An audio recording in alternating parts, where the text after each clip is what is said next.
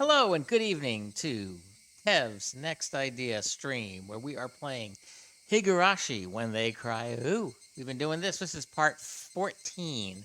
And if you've missed any of the previous parts and you want to know what happened, just in the description, there is links to the playlist where you can find all the past streams.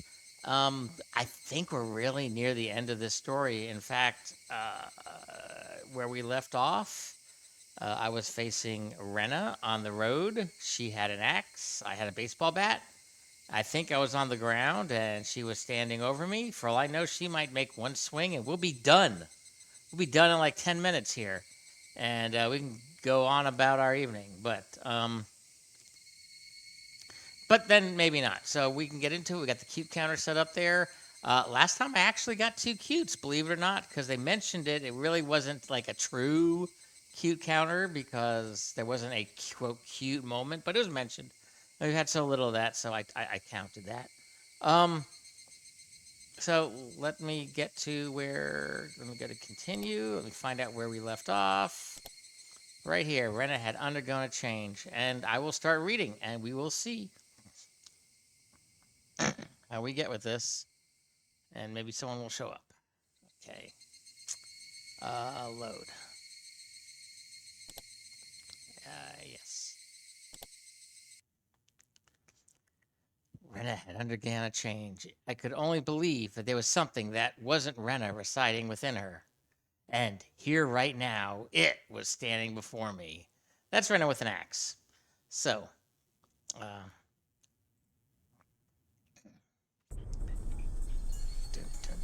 Rena, please tell me what what will happen to me. Okay, stop. Apparently, another kid before me, something happened to him. He quote transferred, and we don't know what transferred means. But Rena has been concerned that what happened to him will happen to me. So we are, gonna find out. Maybe, maybe not. Who knows? Rena stood imposingly, not answering. Satoshi disappeared. But Rena didn't disappear. So what will happen to me? Oh, that's me. Okay. I didn't sound like a little girl. I've never heard such an unpleasant laugh before. It had become akin to the sound of her breathing. It was no longer a voice or an expression of feeling. Don't worry, I'll save you. The red again. Rena took one step forward, still holding the axe high above her head. Now then, one step closer, Rena's face spread out to fill my vision. Speak! One step closer. Rena's nose was close enough to touch mine and was still pushing closer. There's something you want to say, isn't there? I'll listen. I'll save you. Okay? Speak. Okay? Speak. Okay? I slumped down, landing squarely on my butt. It wasn't for some pathetic reason. It was all I could do to get as far away from Rena.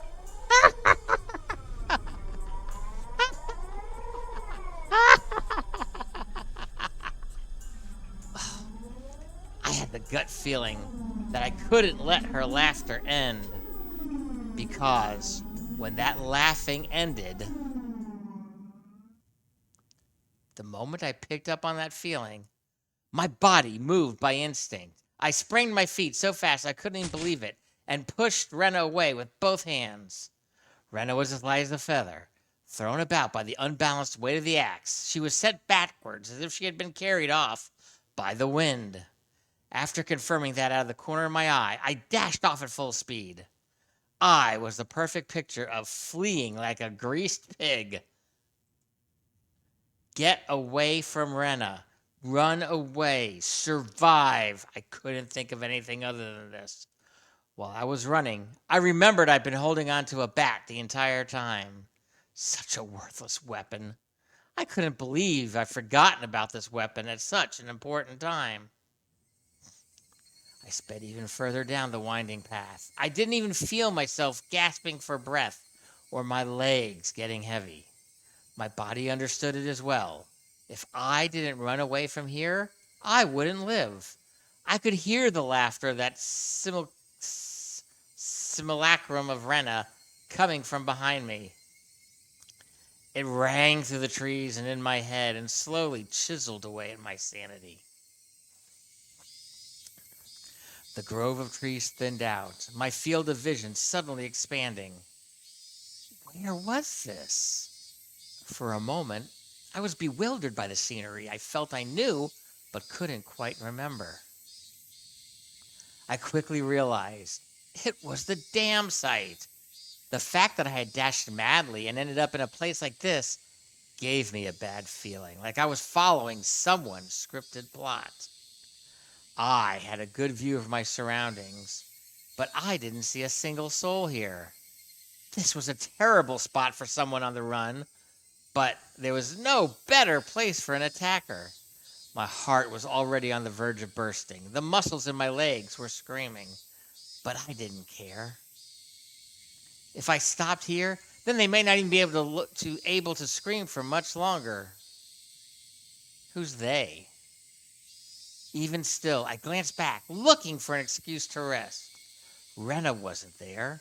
Instead, I saw two villagers walking around. I breathed a sigh of relief that it wasn't Rena, but a third party. Except the voice inside me rang the alarm once again. Villagers walking around weren't suspicious in and of themselves, but it bothered me. They're all members of cults. They're all going to circle me and start chanting. They both wore rough-looking clothes. Empty-handed, they definitely gave the impression that they were just out for a walk. But at this time of day, two adults wandering around without a purpose, it was enough to raise questions. But more than anything else, those eyes. They weren't chit-chatting while walking. They were both silent, heading forward, looking in my direction. Was I at the end of my rope and had finally started imagining things? I should run away. That was probably the best choice. If they weren't involved, I'd lose them easily by running. If they were part of the group after me, then they would come running after me. Either way, unless I hurried up, Rena would catch up with me. That's right, I was going to run. Deciding that, the moment I began to turn tail, both of them rushed towards me as if they knew exactly what I was thinking. Somewhere inside me, I jumped to the conclusion that Rena was the only thing I needed to be afraid of. I made the assumption that I didn't need to fear anything else. But right now, I realized just how blatantly wrong I was. Suddenly, the story of Oishi-san told me about the demons all leaving the village to hunt prey floated through the back of my mind. I could tell they were both coming after me without even turning around because of their frantic footsteps. It was frightening, being unable to shake Rena off as she slowly closed in on me. But this didn't even compare. Being pursued with such violent ferocity, this straightforward horror was unparalleled. You could say it was perpendicular. One of the pursuer's arms grazed my shoulder. Now it wasn't just their frenzied footsteps, but also the distinct sounds of their breathing that I could hear. No, I could practically feel them breathing on me. They were already right behind me. Calm down, Keiichi Mayabara. Still running at full tilt, I felt the surrounding area go still. No, it felt like time itself had stopped. I turned my head back slowly in that frozen world, realizing how close my pursuers had gotten to me. I couldn't win against the legs of an adult.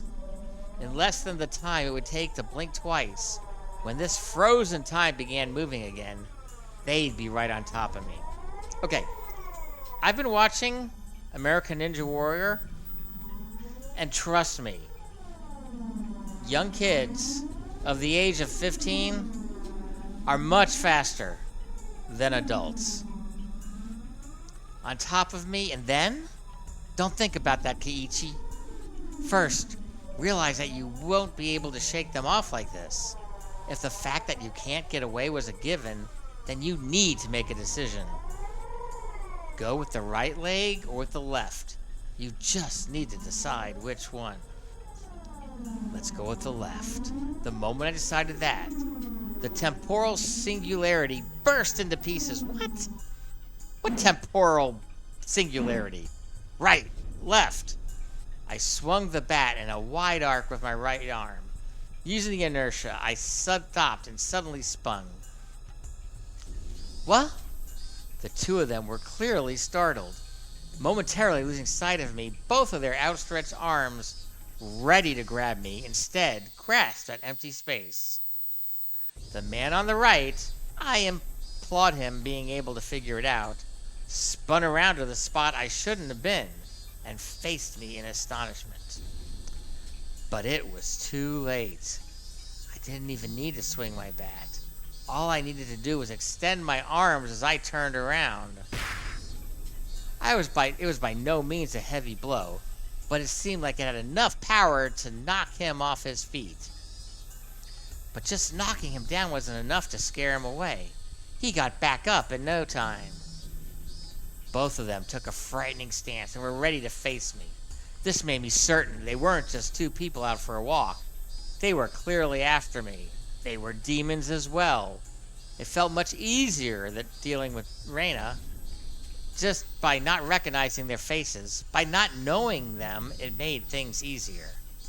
I smiled wryly on the inside. What do you want with me?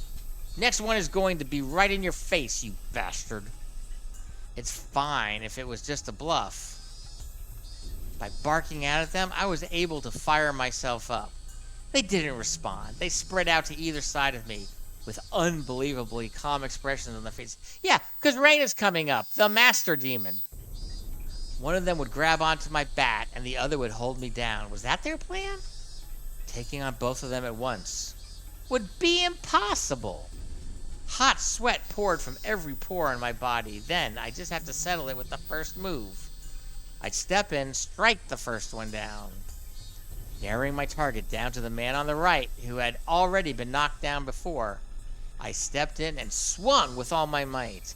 There was no way for an unarmed person to guard against it. It would cause immense damage.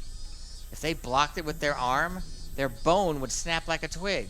If they turned their back to it, then it was possible that the blow would travel all the way to their vital organs. Yeah, wishful thinking there, Kiichi. It looked like he was aware of this. He pushed further through the kill zone between us and delivered a fist right into my gut. Good going. Not good. With this distance, in this position, and in this state, there was no way for me to dodge it. Ugh! All the air gets knocked out.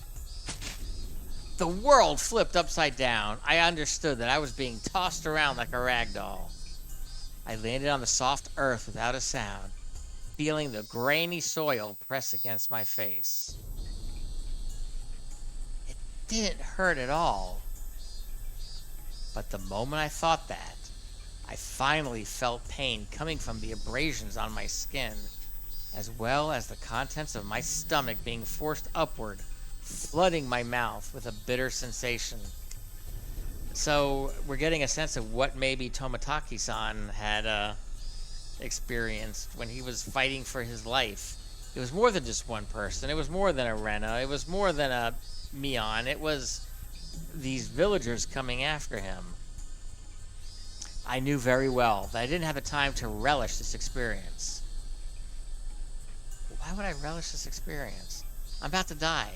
I stood up as quickly as I could, but that moment, the other man was already barreling towards me. Being able to comprehend calmly that I simply couldn't dodge it made it all the more upsetting. After plowing into my stomach full force once again, my assailant twisted around behind me and locked his thick arm around my neck. My throat felt like it was being crushed by his immense strength. I couldn't even contemplate that I was being strangled, or that I was about to go unconscious. My vision simply darkened, and a silent whining noise began playing deep inside my head. It took everything I had to keep myself from blacking out. While this was happening, the other man was more than likely standing in front of me. I wasn't able to open my eyes, but I could feel that he was there. There was nothing I could do now. Unable to shake this arm off of me, I couldn't run. I couldn't fight back. Dire straits. I couldn't even come up with the phrase that adequately described my situation.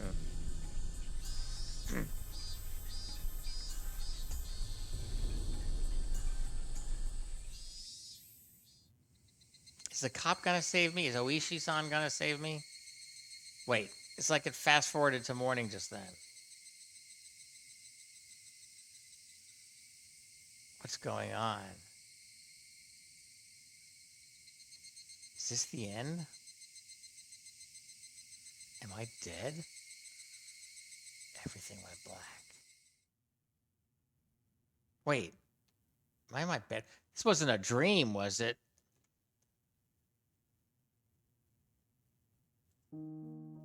A familiar ceiling.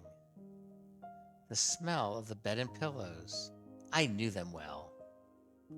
Was this my room? Normally there wouldn't be anyone in my room besides me, but their presence made me spring right awake. When I did that, the pain shot throughout my entire body.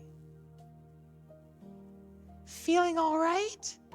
I think you'd better just lie down for a bit. Oh, goodness. Why was Rena in my room? Blood began to surge through my muscles and my capillaries.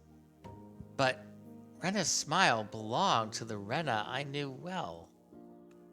I knew I shouldn't let myself feel this way, but I relaxed, thinking that this version of Rena was safe. Why am I... Don't you remember? After losing consciousness, nothing at all. My body had become more lethargic than I could ever have imagined. I guess that would be the expected outcome after exerting everything I had back there. I tried to at least clear my head, but I just couldn't shake the sluggish feeling out of my mind.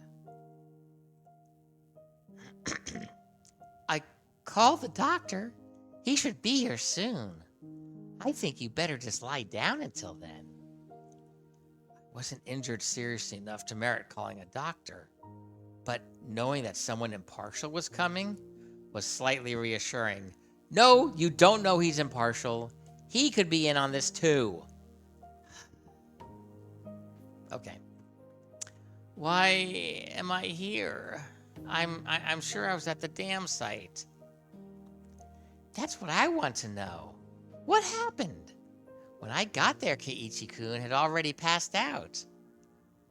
That's why I'm the one that wants to know. I was attacked by two weirdos. As I talked about it, I finally remembered what happened right before I passed out. Recalling that memory and the terror that went along with it caused the fogginess around my head to clear right up. Let's forget about those two for now. I didn't expect Rena to be nursing me. I thought Rena was trying to kill me.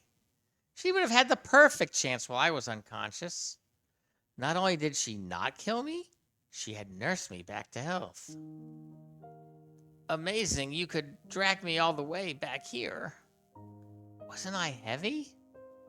Looking at Rena's delicate frame, it was hard to believe that she had not only gotten me back home, but even dragged me all the way up to the second floor.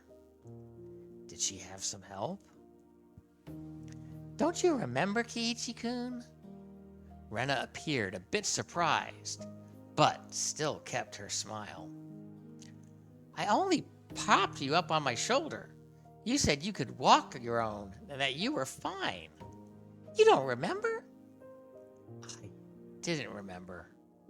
My memory was fuzzy after the point where I lost consciousness. What about those two? Huh? When you got there, Rena, the ones with me, or rather those two guys. There wasn't anyone. She said it bluntly. The way she stated it felt slightly unpleasant. I was just too timid at that time. I might have been able to force some answers out of Rena. But if I did that, then this kind Rena might transform into the scary Rena who I didn't know. Fearing that, I didn't press any further. Thinking about it, it was the obvious choice. If both of those men were there, I don't think Rena would have even stood a chance. I couldn't find a way to explain it unless I assumed she'd brought me here after those two were already gone. Rena was still smiling. Her eyes sparkled warmly. Yet, I felt like I was hallucinating when I saw something akin to a shadow slowly creeping along her face, across her face, and the music in the background getting a little more ominous. That small omen sent shivers down my spine. While Rena was still Rena, I needed to make contact. I needed to contact Oishi-san. Rena stopped me when I tried to get out of bed. She said it would aggravate my wounds, so I should sleep. I'd like to go to the bathroom, though. Oh, so sorry. Rena couldn't say anything else. While Rena stayed in the room, I quickly went downstairs to get the phone receiver in the living room.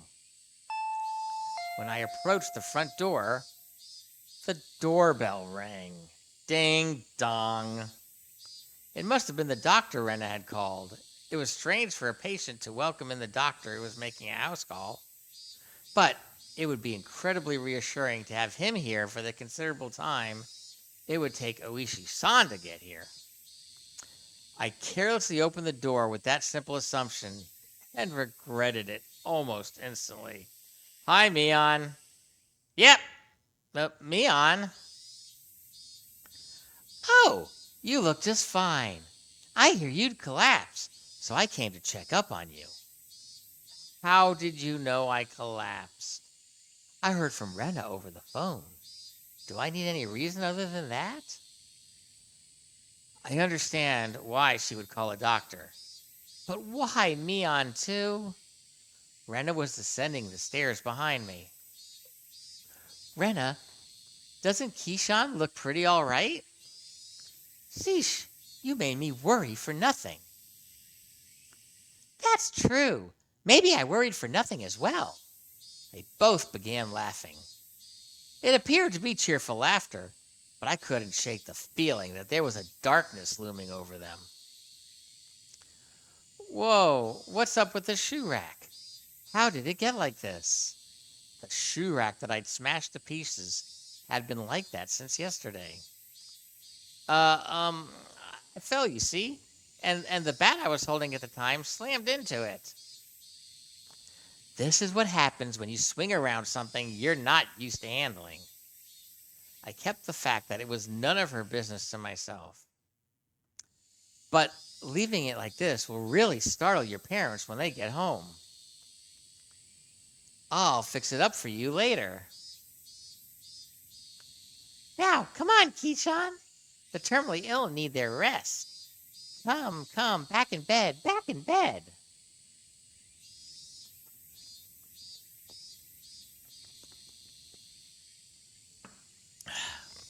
Both of them urged me up the stairs. I had no chance to call Oishi-san. I was pushed onto my bed. As if the first time Mion had been in my room, she began searching around it intently. As it was, okay, yes. She fiddled around my room and was scolded by Rena. You can imagine how it went. It was uncomfortable having my room poked around, but the conversation was so benign that it was heartwarming. During that innocent conversation, Mion said something as though it was perfectly ordinary. Rena, did you call the manager? Yep, right after I called Michan. He said he'd be right over. Manager?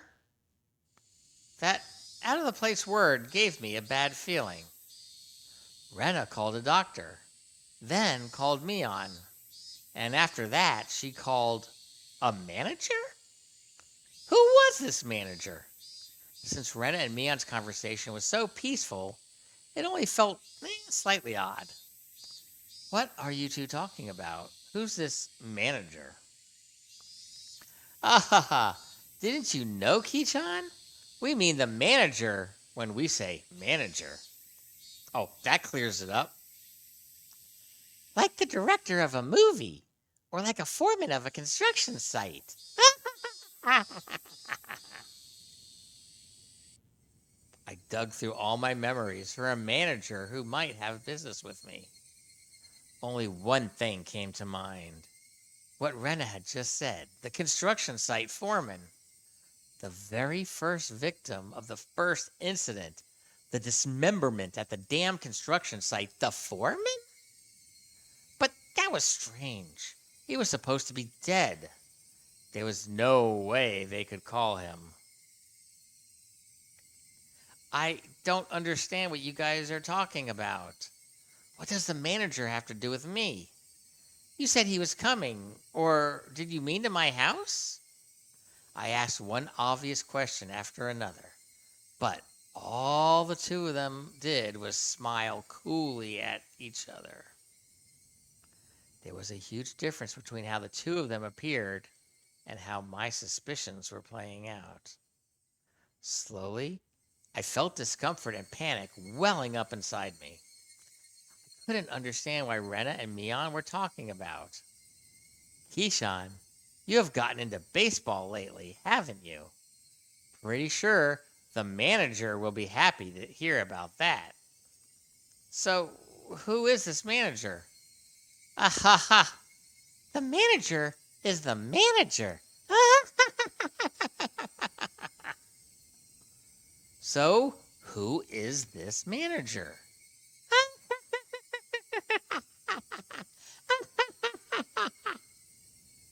Rena and Mion looked at each other and laughed haughtily. That disturbing cackle unpleasantly resounded around me.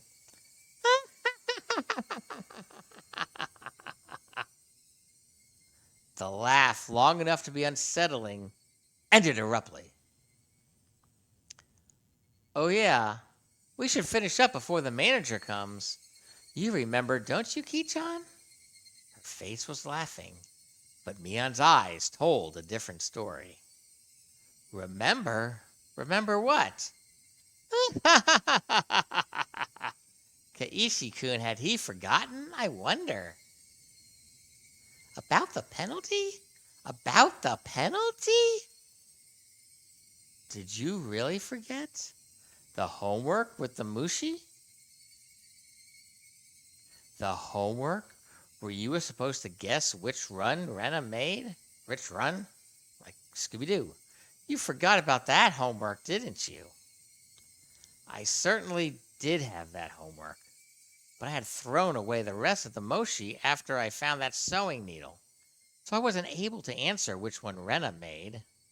The penalty for that? Why now?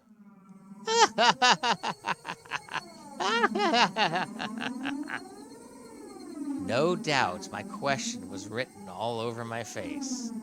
Their answer to my question was that dry laughter. I could no longer make heads or tails of anything.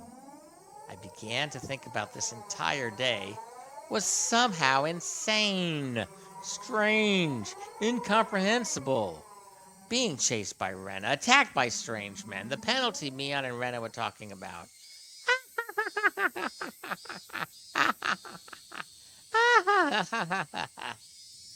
What were these two laughing at? It didn't take long for me to realize that I had been dragged into another abnormal situation. Who were those two? Who were these people? Who were these doppelgangers of Rena and Mion? Rena had gotten behind me at some point. Why was she pinning my arms behind my back? What are you doing? Don't move. This is your penalty. My body was already very sluggish, and Rena pinning my arms made it that much harder to move. I seriously tried to struggle, but she wouldn't even budge. My panic began to well up, and I realized this was well beyond the realm of jokes and pleasantries. This freakishly monstrous strength, it would have been impossible for the Rena that I knew. Then these thin, frail arms grasped me firmly. Whose arms were they? Keyshawn, no struggling. Club rules. There are no exceptions. You can't fight against the penalty. Mion? No, that thing looked like Mion, spoke to me like how Mion would speak to me. But I was certain that this was not Mion. Someone who wasn't Mion, someone who was just pretending to be Mion. Need to finish this up before the manager comes. Mion finished into her pockets and pulled out something bizarre. I could tell what it was just by looking, but for such a thing to be in her pocket, my mind wouldn't accept it. What is that? It was a small syringe. It was a small, clear syringe, like what a doctor would use when you went to him when you were sick. Rena held me even tighter, and I could hear that clattering laughter that no longer sounded like laughter blaring into my ear. That eerie laughter. It wasn't something that the Rena I knew could ever produce from her own throat. This thing that was pretending to be Rena, was this their real laugh? Unable to defend myself, the syringe Mion was holding drew closer, and that needle tip was waved in front of my face countless times. Don't worry, don't worry. It won't hurt. It won't hurt. Okay, do they have a license to do that? Are they like licensed nurses? I don't think so. I think they're wielding a syringe without the proper training. Okay. Well, what are you planning on doing? What kind of sick joke is this? What are you saying, Keyshawn? You know exactly what's going on, don't you? About what? I don't understand any of this at all. I know you know. No use playing the fool this late in the game. Stop talking nonsense to try to confuse me. You're going to have done to you what happened to Tomataki-san. What? The same as Tomataki-san. I didn't really understand what she meant. What did that have to do with this syringe? You're playing dumb, Keiichi-kun. You should have realized it by now. Rena whispered into my ear, laughing as if to admonish me. But even the way she spoke was repulsive beyond compare. Playing dumb? Me? About what? What do you mean the same as Tomataki-san?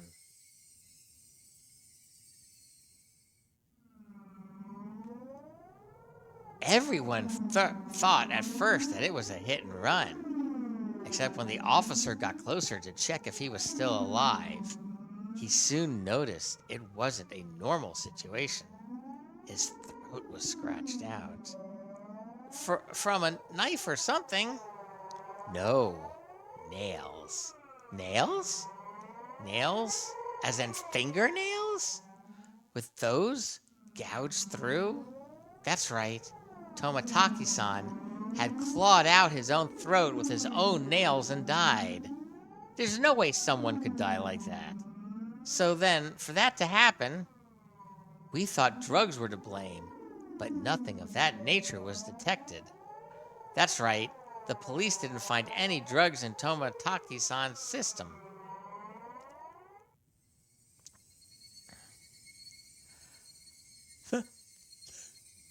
The police told me that they didn't find any drugs in Tomataki-san's body. Gwe, gwe, gwe, gwe, gwe, gwe, gwe. The two of them laughed together with that sickening laughter. Of course they'd laugh to assume that such a medicine didn't exist just because the police didn't know about it. was completely foolish, meaning the drug that caused Tomotaki-san to die in such a bizarre manner did exist. If Mion injected this into me, that would probably be all the proof I needed. That would basically mean I'd end up the same as Tomotaki-san, become hysterical, scratching at my throat in my last moments, then die. Pardon me for a minute, I got the hiccups. Let me take a drink.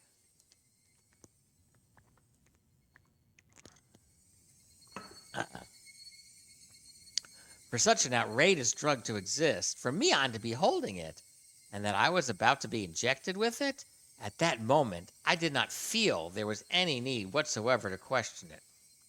What kind of idiot, when he's trying to dodge a ball flying straight for his face, has time to think of a reason as to why it's flying at him? Just give up, all right then? Mion's actions lacked any gravitas, and that made it even more terrifying. There was none of the ceremony like when someone is sentenced to death. There was no hesitation at all, as if she were brushing her teeth. Mion reached out with one hand and grabbed onto my chest. It felt like electricity had run through the back of my head and the entire world had gone dark. Did I stand up too fast? Or did someone hit me really hard in the back of the head? Having lost my sense of balance, I was assaulted by a wave of dizziness.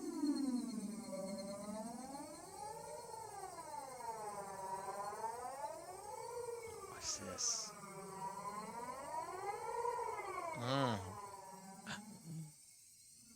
Higurashi when they cry.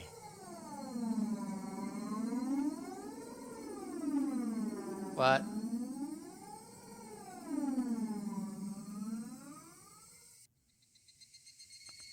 I squatted down for a bit. When I came back to my senses, my entire room had changed drastically.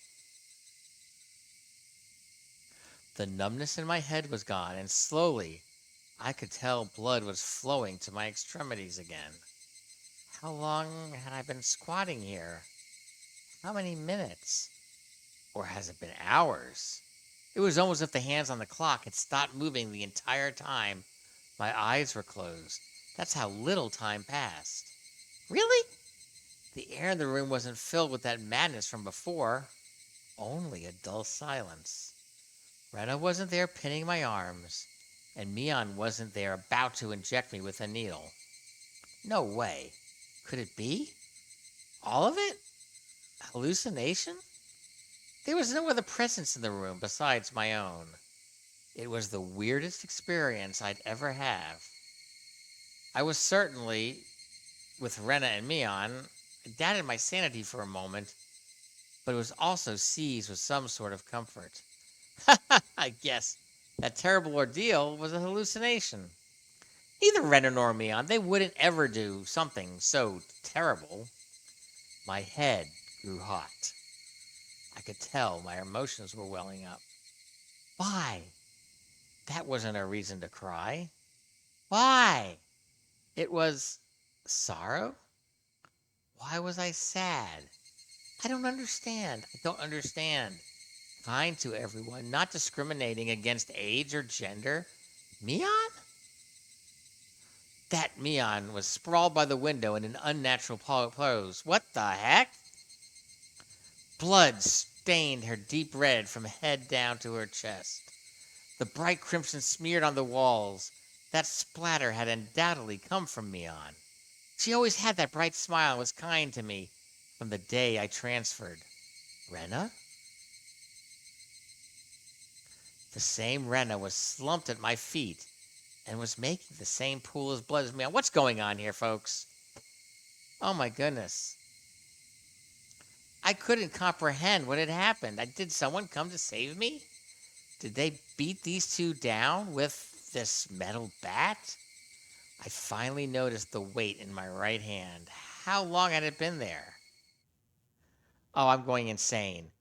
It was Satoshi's metal bat. It was covered in deep red. There was no doubt that this was the weapon used to mutilate both of them. And I was holding that weapon. I was the only person in the house. What? I Looking at this objectively, I couldn't think of anyone other than myself who could have done it. I did this? That's right, Kiichi Mayabara. Of course I did it. I told myself gently, as if coaxing myself. Hey, me! There's no reason for you to remember it, nor is there a need to regret it. Eat or be eaten. You get that, don't you? But the blood, there's so much. Neither Rena nor Mion had moved an inch. It wasn't just a split or a trickle of blood, nothing that simple. The entire room was splattered with red, and that told me it didn't end with just 2 or 3 strikes. Were they dead? Both of them? The depths of my mind were calm, but on the surface, I was panicking and agitated. Calm down, Kiichi Mayabara. What happened to your usual calm self? Well, I'm in a freaking nightmare. I'm in a freaking nightmare. Don't you think your usual calm self would leave too? Come on now. Do like you always do? Throw your head back and take a deep breath. Come on. Once. Twice. Breathe deeply. Calm down. Calm down. I chanted that over and over in my head and relaxed.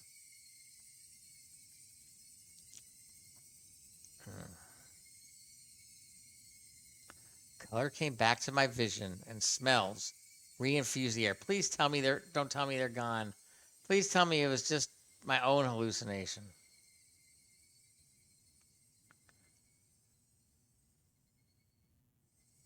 At the same time, I remembered what happened when I blacked out.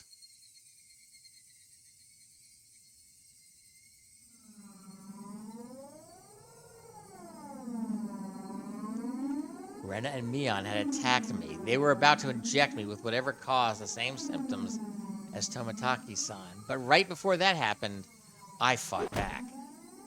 I twisted my whole body and threw Rena as she was pinning my arms. Then I followed through with my spin and rammed my foot as hard as I could into Mion's torso. It was soft. Rena tried jumping on me, so I tackled her as hard as I could and slammed her against the wall. I didn't let that brief moment of having them off balance slip by. Satoshi's bat was left carelessly by the side of my desk. Weep! At that moment, everything went pitch black. There was nothing recorded past this point in the videotape of my mind. No, that wasn't right. It wasn't that there was nothing recorded. It was recorded just fine. Just the other me inside myself had told me not to look and had turned off the TV. Just because the screen had gone black and I couldn't see it didn't mean that the videotape within me hadn't recorded it. The TV was just off. The video was still playing. The tape within me creaking along, still playing. On the other end of that pitch black screen, that horrifying video was still playing on. Oh boy, I'm a mass murderer. Compared to this, though, the scene right before my eyes was still so difficult to take in. There was blood splattered everywhere on the walls, the two of them in these unnatural poses. Not a sign of movement from them. I couldn't even tell if they were breathing. No matter what the circumstances were, my friends, these girls, I had attacked them. I may have even killed them. But if I hadn't have done this, I would have been the one done for. Balancing that on an imaginary scale, it felt odd that I'd even feel bad about it. Even if it was a bit excessive, this was justifiable self-defense. The proof was all here. The two of them collapsed here and Mion's syringe.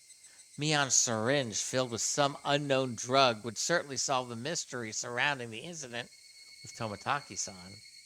And from the fact that both of these two were involved, they'd be able to pick out the criminals one after the other. Still, I might be suspected for this, but that was just fine. Anyway, now this should be a police affair. This wouldn't fade into the darkness like Rena's past incidents. As long as the police were involved, that should bring this to a close. They'll probably revisit their investigation on the chain of incidents. Oishi-san would definitely get to the bottom of this.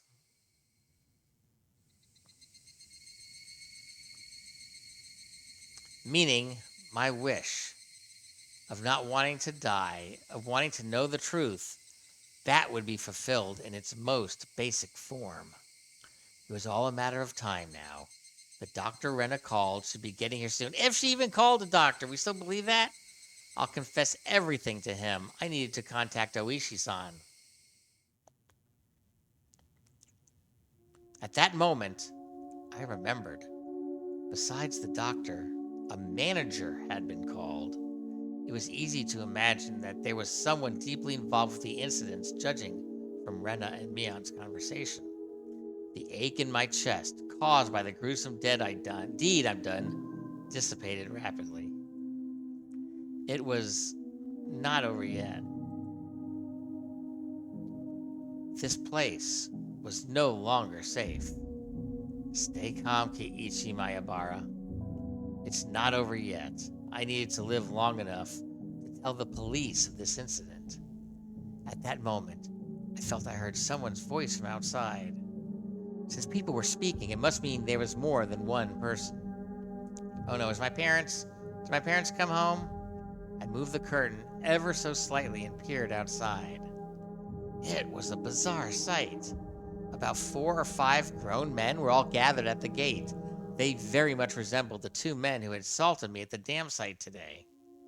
Those 2 might even be among them. There was one person there wearing a white coat, but he didn't look like a doctor at all. My gut told me he was in disguise, only posing as a doctor. That guy would probably ring the bell and get me to open the front door, pretend to be a doctor to get me to open the door, and then the rest of them would all rush in at once.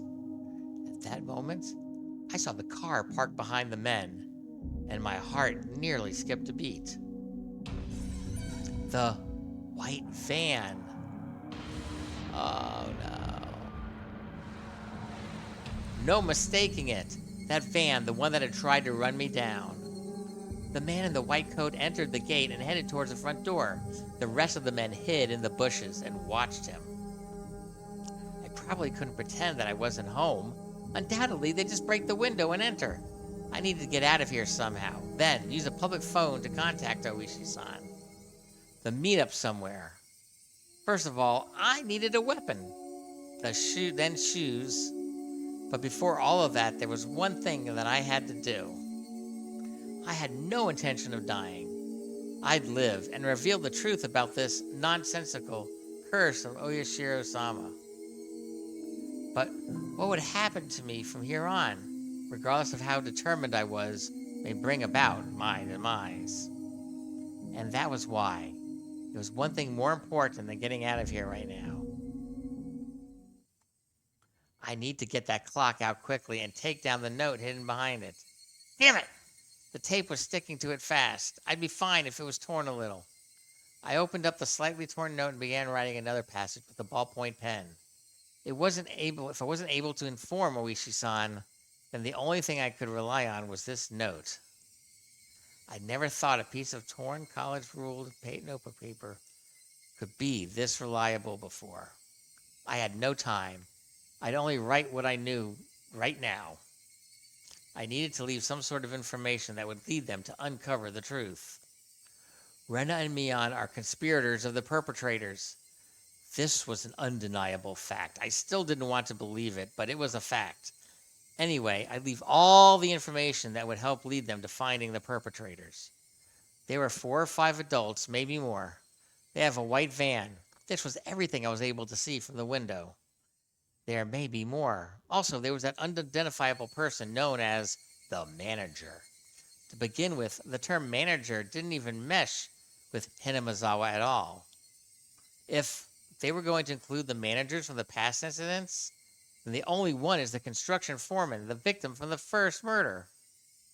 The very first victim in the chain of incidents.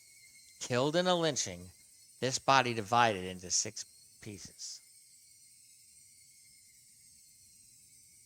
His right arm was never discovered. The police should have confirmed that death. But Rena and Mion did both call him manager. They said manager. They wouldn't use that term to refer to someone who was dead. The police would never even convince that someone who had deceased could be involved. The police would never even conceive that someone who was deceased could be involved. Could that be some sort of oversight? I didn't know. But even if I didn't know, it could be a big hint for Oishi-san. That's right. They needed to start fresh from the first incident. It wasn't just a simple dismemberment, but the start of the string of mysterious deaths that would follow. So then, there must be something hidden there. Uh-oh. Got water all over the place. There we go. Okay. Please reinvestigate the victim from the dismemberment incident. He's alive. Oh boy. His death should have been established after an autopsy. Logically, you would think as much. But was that really the case? Could it have been some sort of ploy that they were able to deceive the police with? I shouldn't jump to conclusions, but he may still be alive. I had no time to ponder that right now. Oh yeah, there's something even more important if I needed to write. Tomataki-san's death was from an unknown drug. That's right, that drug. It was an irreplaceable piece of evidence. Irreplaceable. No doubt, just by having this, everything would be uncovered. I couldn't just leave that vital clue lying on the floor. This syringe is proof. Writing that down, I struck the syringe into the back of the clock with plenty of tape, so it absolutely would not slip out and fall to the floor. Firmly, firmly. Ding dong. The bell rang. They were here. I couldn't write anymore, but even still, there was one last thing that I had to write. I have no idea why it had to become like this. This may be the closest thing to the truth out of everything I wrote on this note. If you're reading this, then I'm probably already dead.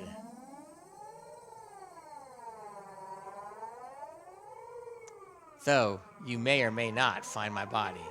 If I was going to write out everything that could happen, either dying from the curse or being demoned away, you who are reading this, please uncover the truth. That is my only desire. With this, my last will and testament was complete. It wasn't certain that I was going to die, but it was my final plea, just in case.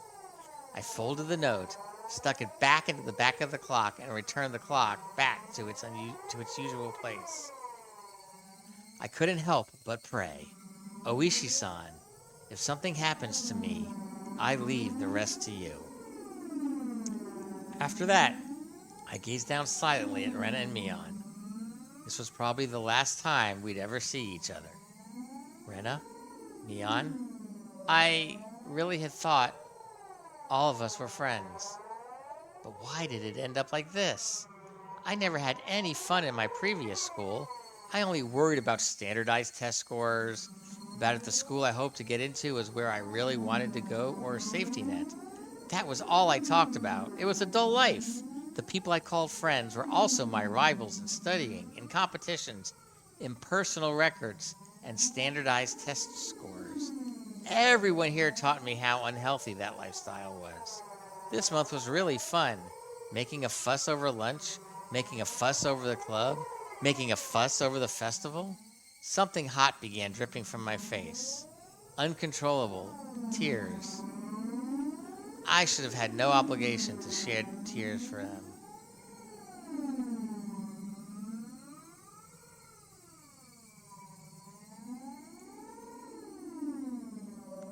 But they wouldn't stop. Even if they were after my life. Even if they were trying to kill me. Everything that happened this month, I wouldn't forget it. Or could it be those happy days were all a facade as well? Was it all a trap, meticulously orchestrated up until today to ensnare me? Could it have been that I had just arbitrarily assumed that they were my friends? That couldn't have been the case. Both Rena and Mion, they really were my friends. Those happy days, there was nothing fake or unclear about them. Someone probably forced them to try to kill me, or Their minds were taking over, possessed by the supernatural entity known as Oyashiro-sama. Regardless, both Ren and Mion, they were the best friends ever. And when they were coming after me, it wasn't of their own volition. Wait, they weren't the kind of people to sell off their friends, regardless of whether or not they were forced. There's no way such a thing like being possessed by Oyashiro-sama could happen in reality. Then, did the real Rena and Mion come after me? What was I thinking? What a silly, dumb idea. Having beaten down both Rena and Mion, I was still debating if they were the real ones or fakes. There was no real or fake, only the reality that was before me. Rena and Mion were sprawled out at my feet. That was the only truth. I was only trying to twist the facts to my benefit, that I had beaten my friends to death. No matter how I spun it, it wouldn't change reality. Rena and Mion were both dead. It felt like there was a crack in the dam of strange emotions I was holding back. It felt like my calm state, which nothing more than a bluff, had receded, and in that opening, insanity was leaking out. I killed them. I killed them. Rena and Mion, I killed them. The doorbell rang again. The unrelenting echo pulled me back into a state of composure once again. I didn't have a moment to spare. Quickly, I needed to get away. I didn't want to die. I would uncover everything after that. The identity of whoever or whatever had pushed me this far. Even if I had to drink mud and eat grass, I would survive. I would survive. I would definitely survive. I killed Rena for that very reason. I also killed Mion. I went just that far to keep living. So I can't die. For my sake and for the sake of the late Rena and Mion, I have to survive. I ran towards the door and grabbed my shoes. The doorbell rang again as if to urge me on. Behind the single solitary door, they were there again.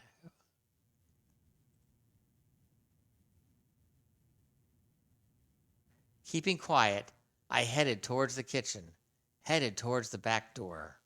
Before opening the back door, I put my ear to it and checked for people outside. No one? After I put on my shoes, I opened the door slowly so as not to make a sound. There he is, the back door! A piercing voice echoed out. That voice stabbed through me, setting my hair on end. I had to run. Get out of here, Keiichi.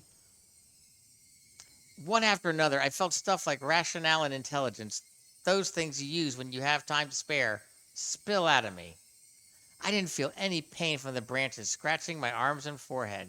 My autonomy pulsing my heart also felt neither fatigue nor pain. My entire being just wished to live. There was nothing else it desired. It probably had no complaints whatsoever, so of course I wouldn't feel fatigue. I just ran. I ran so far away.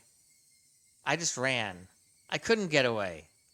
Just recklessly rushing in the direction I was already heading. Even if nobody was chasing after me, I'd still be running like this. There wasn't a thought in my mind about where I was headed. Turning around, I felt a presence right next to me. That presence was, without a doubt, chasing me like my shadow. If I took one misstep, I would be devoured. That's what I thought. So I didn't even turn around. I didn't stop. I ran at full speed.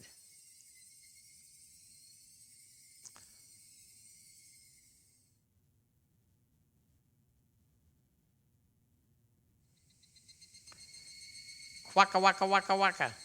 That was the chirping of the Higurashi telling me it was evening, trying to tell me something, and then I finally heard it.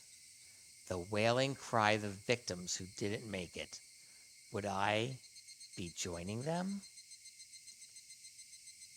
Quacka quacka quacka quacka quacka.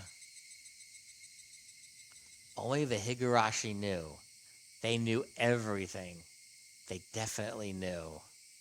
Because, cicadas, they listen to everything. So I ran towards where I could hear more of the Higurashi's chirps. But the further I ran, the further away their chirping became. I couldn't get near them. Why are you all running away? Was it my fault? Was I the one to blame? Then I'll apologize. I'm sorry. I'm sorry. I'm sorry. I'm sorry. I'm sorry.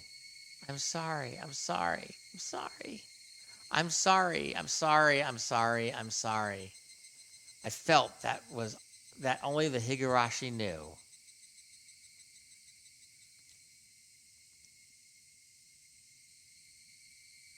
Higurashi, when they cry. Well,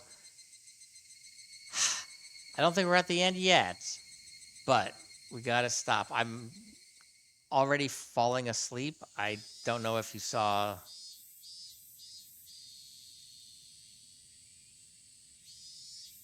those pauses I had. It's been an hour. Do I continue reading? It's like this is the cops talking about the latest killing they found. Do I do it? Okay. I'm going to read. We're going to find out. The smoking room was filled with a cloud of cigarette smoke. The expensive smoke filter gave off some crackling electric noises, but it didn't seem like it was doing anything at all. Why do smokers have to be shoved so far down this corridor where the sun didn't even reach? I recalled hearing that the tax revenue from tobacco was about 1/10 of the municipality's revenue. We were the most heavily taxed members of this municipality, so I really wish they'd show us a little more respect.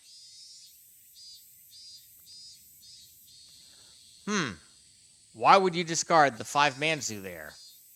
It's just decreasing your options. One of the younger detectives was having a staring contest with the Mahjong magazine called Extern. You're still in Tempai if you cut the 5-man zoo. If you're betting on hentai, then shouldn't you be going into it with the mangan?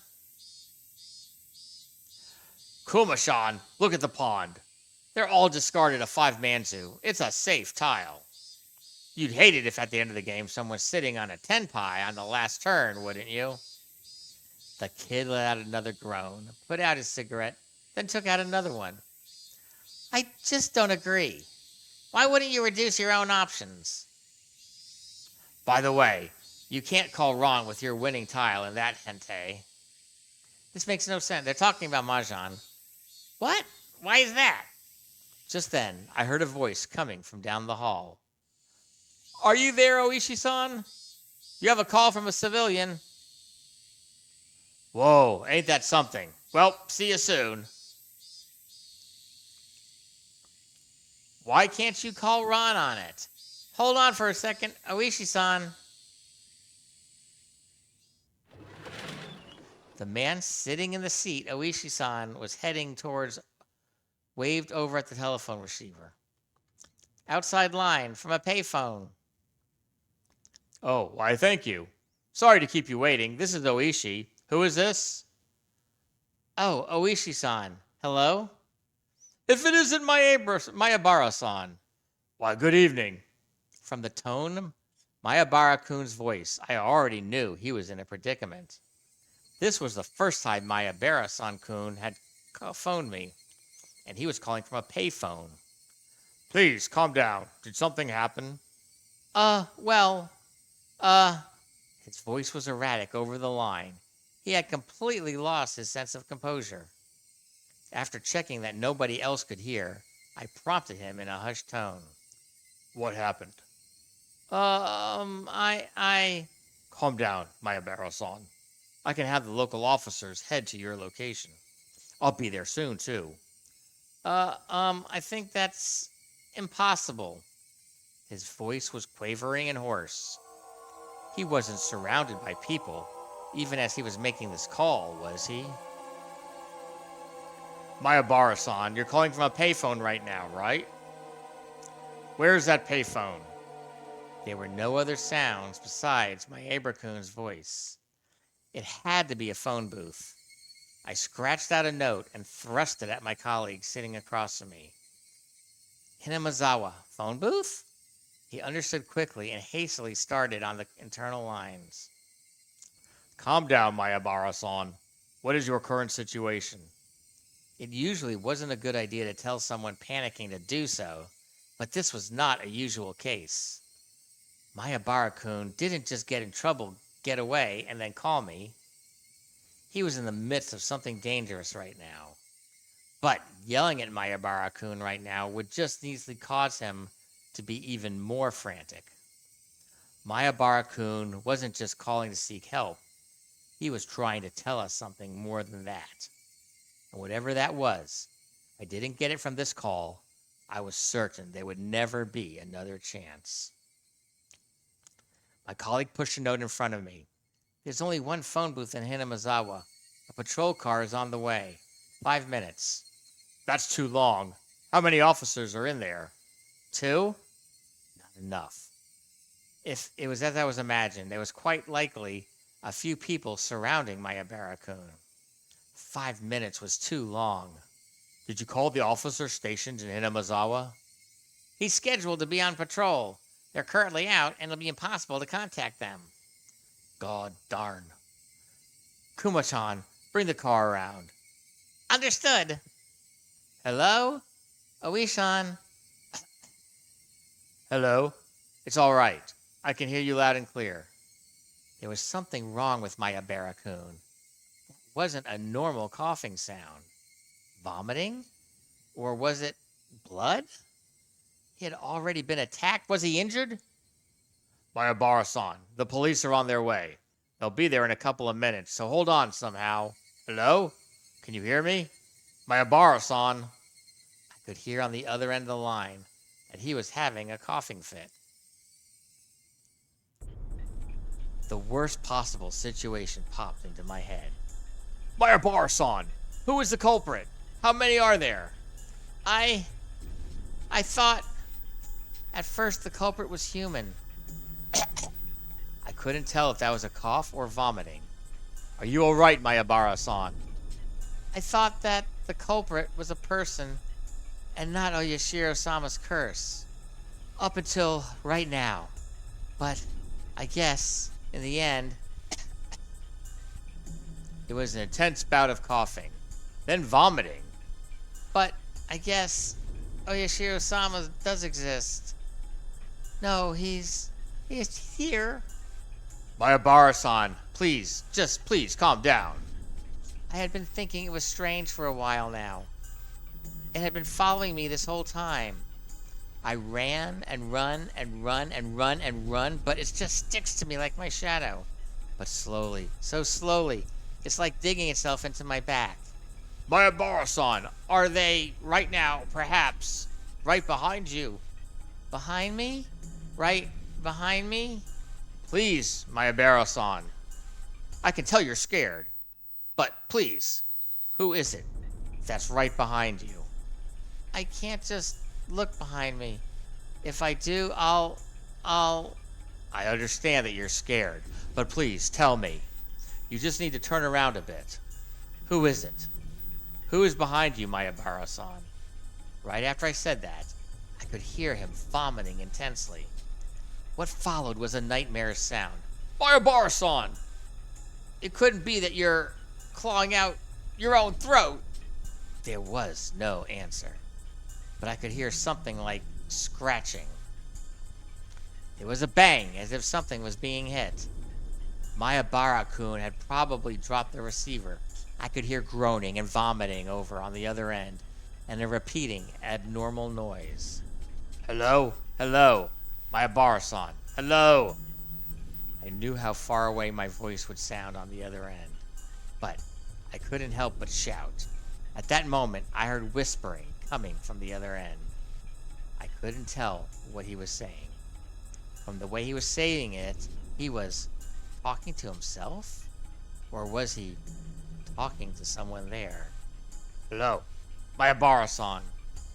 Rather than whispering, was some kind of mantra he was chanting over and over. I focused my senses, trying to pick up what he was saying. What was he repeating? What exactly?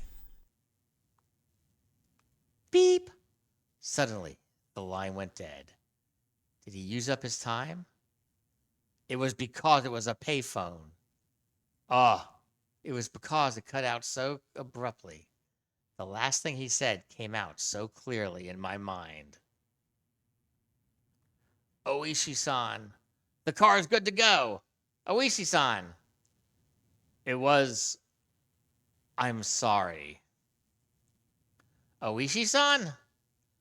That was what he was repeating over and over. He said, I'm sorry. I had a gut feeling there was no longer a need to hurry. I could hear the chirp of the Higurashi spilling in from the open window. Quee, quee, quee, quee, quee. I should have been able to hear them this entire time. I just wasn't paying any attention. Why did I focus on them all of a sudden? Quee, quee, quee, quee, quee. Were they trying to tell me something? Only the Higurashi knew. That's how I felt.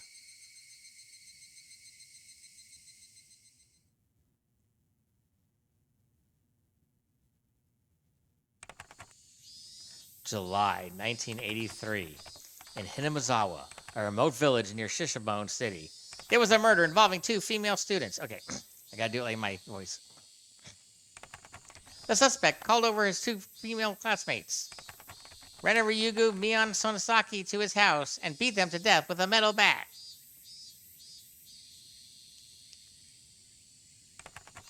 The scene of the crime was the suspect's room on the 2nd floor of his house. The inside of the room was covered with a significant quantity of splattered blood, and there were signs of a struggle with the victims. In addition to the scene of the crime, the entryway, living room, and kitchen all had traces of a struggle. At the entry, the shoe rack and wall had evidence of being impacted by a strong, blunt force. It is believed to have been the same bat as the murder weapon. Having no traces of blood, it is believed the destruction occurred before the murders. There is the possibility that the suspect overpowered his victim to keep them from fleeing. In the living room, the rug had been pulled back, then thrown aside. It is hard to believe that this had a connection to the struggle with the victims, and thus the reason for this remains unknown. In the kitchen, the garbage bag was torn apart and its contents were spread out on the floor. Garbage was strewn about in the surrounding area, and handprints believed to belong to the suspect were discovered. It is believed that the suspect had for some reason taken out the garbage and struck it with his fists. The reason for this remains unknown. In addition, there was a note struck to the fridge. The words, "Where there's a needle," were written on it. Was there a needle? The meaning behind this remains unclear. Just in case, the garbage was searched, but a needle was not discovered. Though the garbage door was functional, garage door, it had been left open ever since the suspect moved in. The garage door was found closed. The suspect's fingerprints were discovered on the garage door. The reason behind this remains unknown. The suspect fled to the scene of the crime. However, a patrolling officer, Hinamizawa Local PD, found the suspect collapsed inside a phone booth. At the time of discovery, the suspect was unconscious in critical condition. He was rushed to the local hospital for treatment, but did not regain consciousness and died 24 hours later. The results of the autopsy indicate the immediate cause of death to have been hypovolemic shock. It was determined that the suspect had clawed at his own throat with his fingernails, and the resulting bleeding caused his death. With the similarity to the death of Todaki-san the prior week, the police believed there was to be a connection and have opened an investigation. However, due to the wishes of the local authorities, it will be a confidential investigation. Due to the abnormal nature of the death, it was suspected that drugs were involved, but as with Tomitaki-san, no traces were discovered. What prompted all this remains inexplicable. As such, this case is being treated as an act committed on impulse. However, with several accounts of the suspect's bizarre behavior leading up to the incident, it is possible that this was premeditated. Separated from his groups of friends, isolation, inexplicable behavior. Several days before the incident, the suspect began carrying around a metal bat. The suspect was observed displaying aggressive behavior as well as talking to himself at school. His classmates have actually heard portions of what he was saying. 2 days before the incident, the suspect declared to his parents the possibility of his death. Due to these circumstances, the police have begun an investigation on the possibility that this crime was not committed on impulse, but instead planned several days in advance. Afterwards, A note was found in the suspect's room that he had written himself. The note was written on 2 sheets from a B5 college rule notebook that had each been torn in half. As if trying to conceal, it was stuck hidden from behind a clock in the wall. The contents are as written in the appendix. The police believe it to be strongly related to the incident. The police changed their line of investigation based on the possibility that the suspect was involved in some sort of incident himself. However, no further clues were found, casting doubt on the credibility of the note. Was the crime impulsive or premeditated? With the situation unclear and no further developments, the case has been labeled as unresolved. However, the following year, suspicion arose regarding the nature of the note. The note was not written on 2 halves of B5 paper from 2 separate sheets, but was originally a single sheet of B5 paper. In order to erase several lines from the middle, someone had torn them out. Judging from the size of the letters, the missing section is estimated to be 2 to 3 lines. It is highly probable that the person who eliminated the lines in question is not the suspect. In addition, judging from the traces of large quantities of cellophane tape being struck to the back of the clock, speculating that something other than the note was struck there has arisen. The person who first discovered the crime was a detective rumored to have been in connection with the incident, Karudu Uishi. He underwent voluntary questioning but denies involvement in any damages to the note. The suspect's note. I, Keiichi Mayabara, am in fear for my life. I do not know why they are after my life. The only thing I know is that it has to do with Oyashiro-sama's curse. Rena and Mion are conspirators of the perpetrators. They are 4 or 5 adults, maybe more. They have a white van. This is all on the first sheet. Everything below this has been ripped out. This is from the second sheet. Everything above this has been ripped out. I have no idea why it's become like this. If you're reading this, then I am probably already dead. Thought the only difference may be that the presence or lack of a body. You who are reading this, please uncover the truth. That is my only desire. Keiichi Mayabara.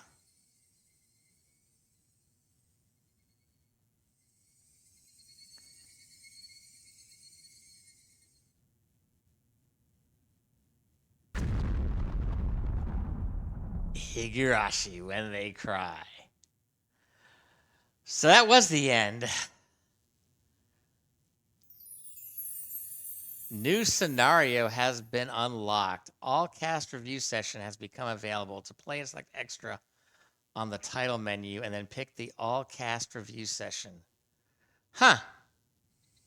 Maybe we'll look at that next and see what that's all about, because it's late. But I had to finish. I had to kind of see where we all went with that. And woo! So I did die. We don't know if Rena or Mion were involved or how they were involved, because apparently they were killed. And we have, 8 more chapters of this thing to go? Well, we'll wait till we get to those. Like I said, we'll see what this, let's see. Extra. Is it under extra? Let's just take a look. Yeah, all cast review session. So, we'll have to check that out next time. Or we do something different. Like, heck, I've been playing some, Tomb Raider 2. The old Tomb Raider 2. But what do you call it when they not reimagined version? The, oh golly, the words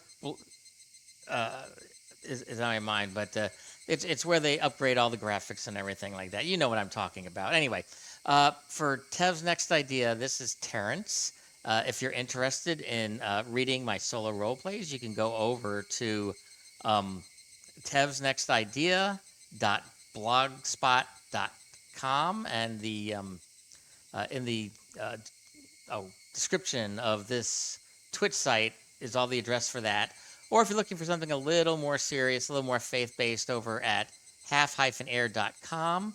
That is my faith-based website. Yes, I am a Christian and I play video games. And as always, I encourage you that if you ever have any questions, find some good sources, some good resources, and look into it. You can email me on my site. I have some links in the far right-hand corner or right-hand side, or just read some of my articles, like the one I just posted recently about how you know God's mission, our mission begins every day as we get up every day. It doesn't have to be something grand. It can just be being the best person you can be at home, and God will take it from there.